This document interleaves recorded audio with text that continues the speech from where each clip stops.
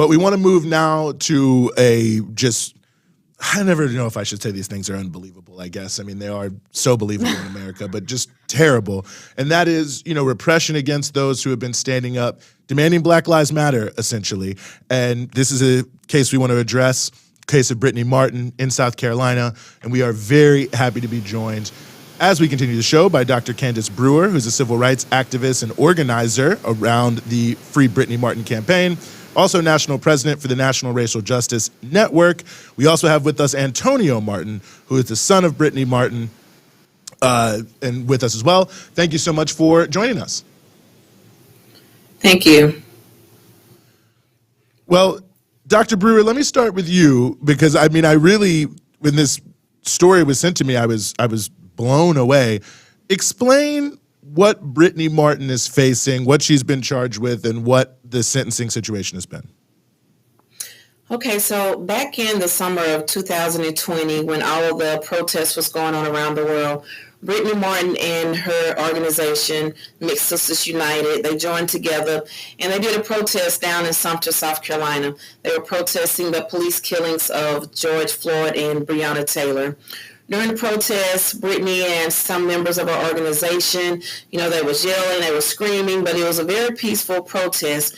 During the protest, she made the phrase, "I'm willing to die for the black. Are you willing to die for the blue?"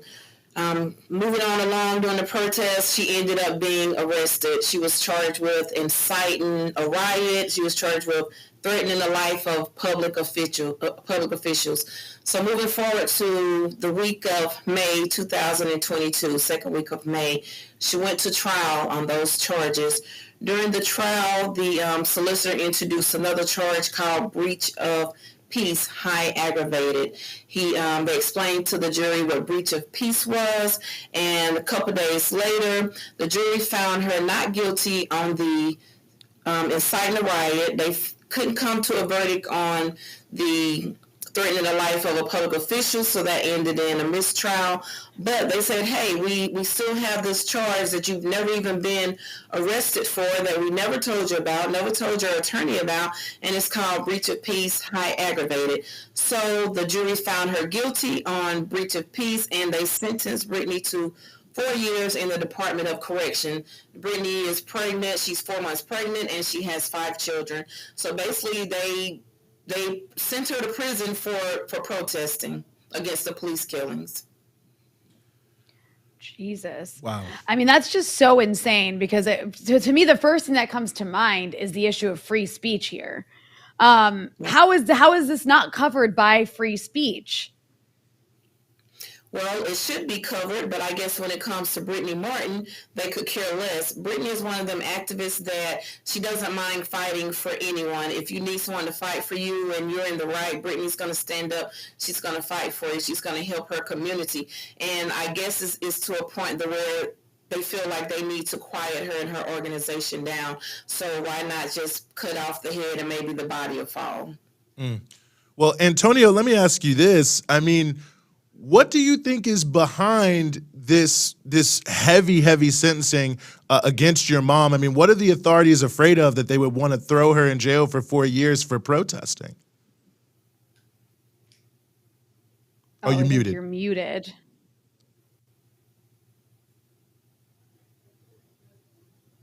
Oh, I still can't hear you. I don't know if that's on our end.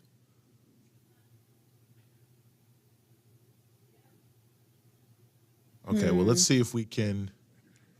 Let's try to figure that out. But Dr. Brewer, let me also ask you this. Oh yeah. I feel one of the things that I kind of buried the lead here. She's been sentenced to this 4 years, but I think I read somewhere that the average sentence for this, or to whatever degree, is like 30 days or a fine. The average sentence for breach of peace is 30 days and or a $500 fine. Wow. There's no statute on the books in South Carolina for breach of peace, high aggravated. So when the judge explained to the jury what breach of peace meant, he only explained to them that this is what breach of peace meant. He did not explain to them what breach of peace, high aggravated. And I really feel like had they explained exactly what breach of peace, high aggravated meant, that she would have been found not guilty on that. Antonio, I think we have you now. Yes, it's simple. It's the matter of when you think of protesting, you think of either strong black men, you think of strong white men. You don't think of an actual sister, a black woman that's pregnant protest. You don't think of her standing up. You know, even I got a 4 year old brother and a 2 year old brother. They was out there with us protesting. My mom showing them, like every officer not bad, but if you got four officers that's doing something and you got 200 officers that's not saying anything about it, then you got 204 officers that's bad.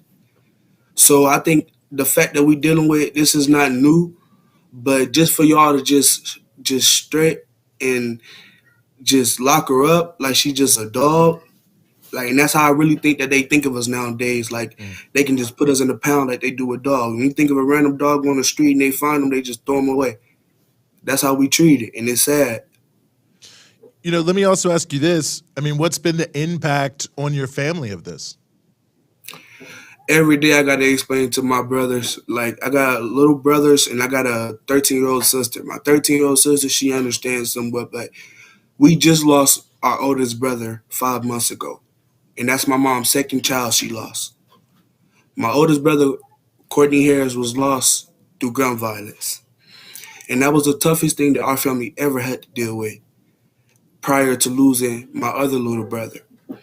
So my mom, just the fact that my mom is in there in some cage and I know she's thinking about my brother because every time she calls, she tell me, she say, Tony, I miss your brother so much. I say, Ma, I know I miss her too. Every day I gotta explain to my little brothers. They be like, where mommy? Where Court? I gotta tell them, Court passed away. And my oldest brother, my youngest little brother, King, he'd be like, the 4 year old, he'd be like, what happened to Courtney? And and it's not nothing that we can hide from him. And every time he just gets sad about it. So it came to a point where, I had to just stop telling him. Sometimes he asked me, I can't really I like I mute him out. So it came to a big impact, coming from like being the second oldest into growing into the first oldest into growing all the way up. Like I feel like a grown man because I got to provide for them. So it's Wow. been pretty hard.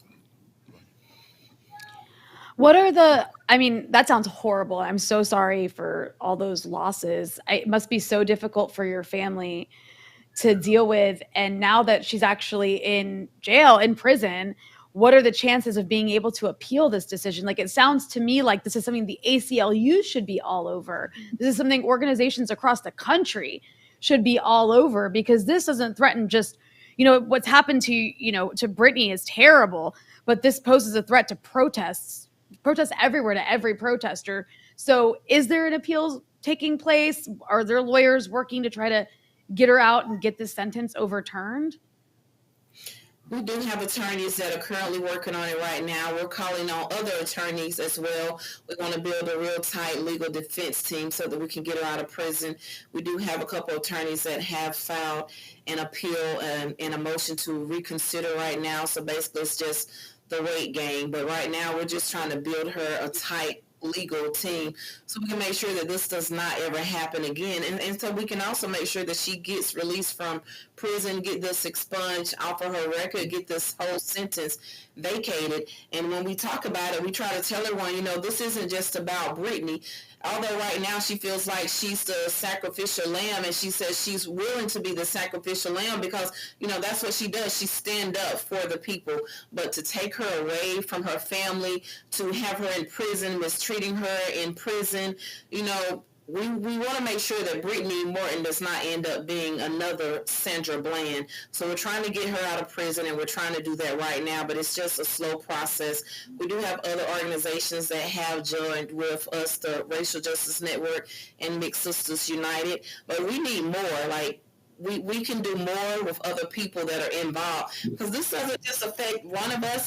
This isn't just about Brittany. This is about all of us. If they feel like they can get away with taking Brittany away, throwing her in jail for protesting, then they're going to do that to everyone else that's out there protesting. So we're trying to stop this now. Mm-hmm. And I know y'all have been, I think, doing some protests and are planning some more upcoming, right?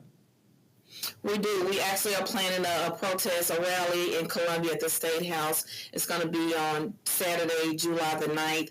We have been doing like phone zap where we're asking people to call the solicitor's office, call to the attorney general's office, call President Biden. Anyone that can help, we're reaching out to them. The congressmen, senators, we're reaching out to them. Mm-hmm. And Antonio, what would it be a message that you would send to, certainly anybody? Because I think a lot of people, they see these cases and they themselves, they get scared. They think like, well, should I go out and protest? Should I keep going? Should I do these different things? What message would you send to people who see this and do feel like, wow, maybe we should be a little bit more concerned, a little less likely to go out there? Don't stop fighting. Don't, because let me tell you something. Even after my mom is released, I know what she gonna do. Y'all, come on. We finna go protest at the courthouse that did book me. Everything is not going to stop. Don't let it scare you. Martin Luther King been thrown over in jail over 30 times, and he made a big impact, and you still hear his name 50 years later. It's not gonna stop just because you might get scared. It's gonna be times you do get scared. Because it's gonna be time. That's the police tactics. They want you to get frightened. They want you to get frightened so you can be in their composure, so you can listen. And I'm not saying all officers are bad, but you got to do what you got to do to make a change.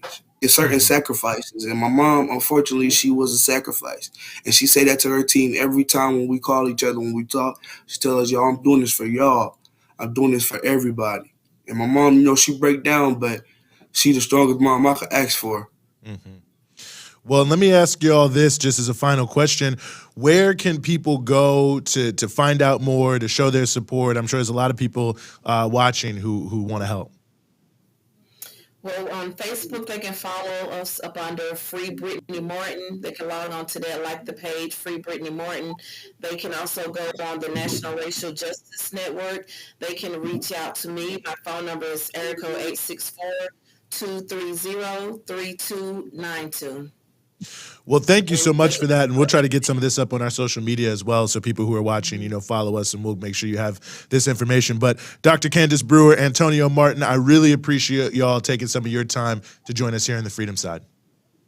Thank you so much. Thank you so much. Thank you.